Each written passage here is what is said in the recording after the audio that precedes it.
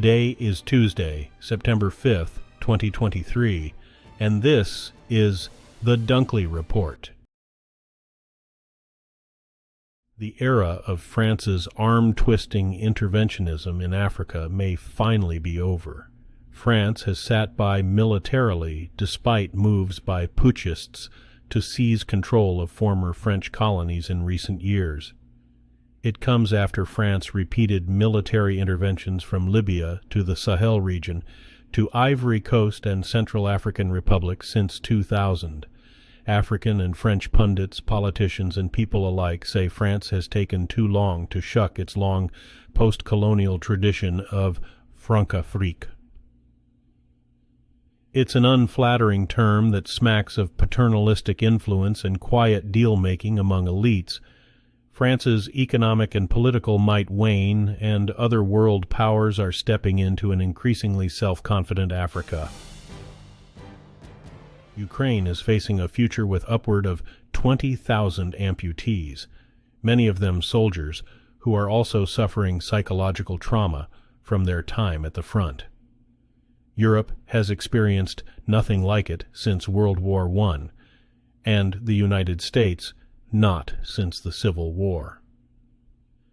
At a rehabilitation hospital in the western city of Lviv, soldiers rely as much on each other as they do upon the physicians and rehabilitation specialists they will need to adapt to their new prostheses. A UN report shows that Iran has slowed the pace at which it is enriching uranium to nearly weapons-grade levels. That could be a sign Tehran is trying to ease tensions after years of strain between it and the U.S.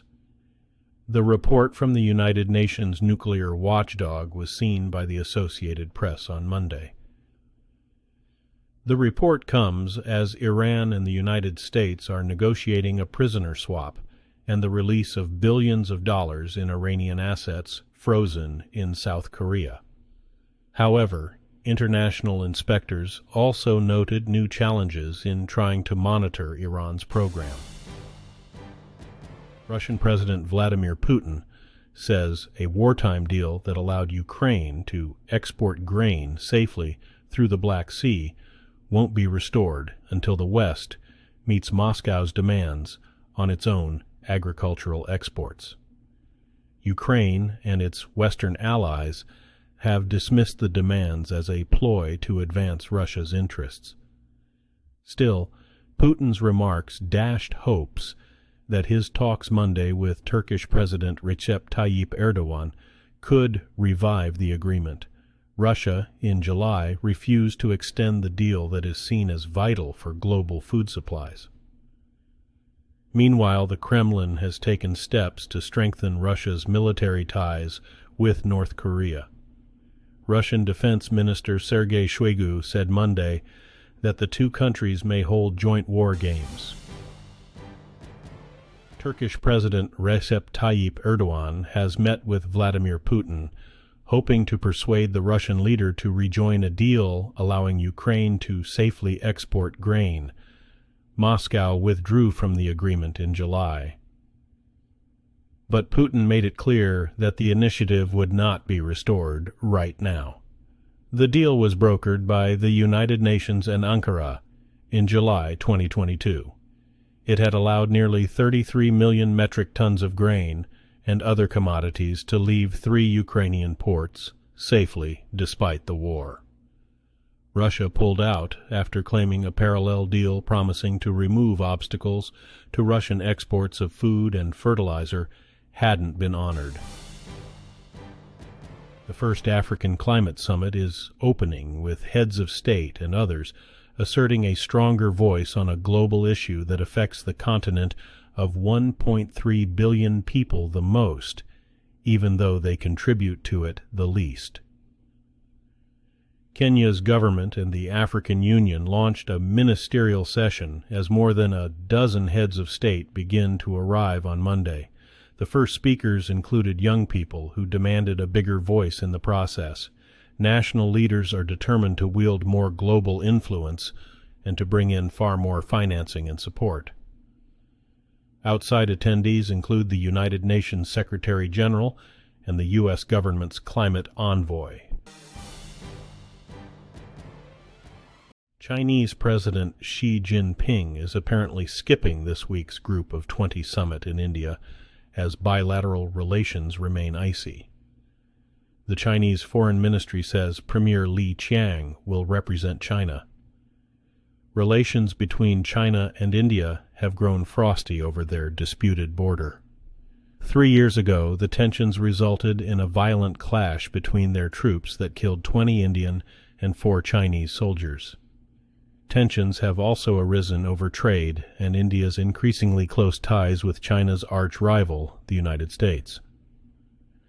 Xi's absence will also eliminate the possibility of his interaction with President Joe Biden at the summit.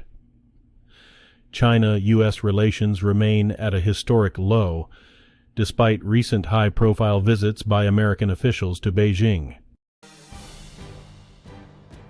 Gabon's new military leader has been sworn in as the head of state less than a week after ousting the president, whose family had ruled the Central African nation for more than 5 decades. General Brice Clotaire Oligui Nguema took the oath in the presidential palace in front of a packed, boisterous room of government officials, military, and local leaders in Gabon's capital, Libreville. Oligui is a cousin of the ousted President Ali Bongo Ondimba, served as a bodyguard to his late father, and is head of the Republican Guard, an elite military unit. Speaking to applause and standing ovations Monday, Oligui promised to return power to the people by organizing free, transparent, and credible elections. Ukraine's defense minister has submitted a letter of resignation after President Volodymyr Zelensky said that he would be replaced this week and named his successor.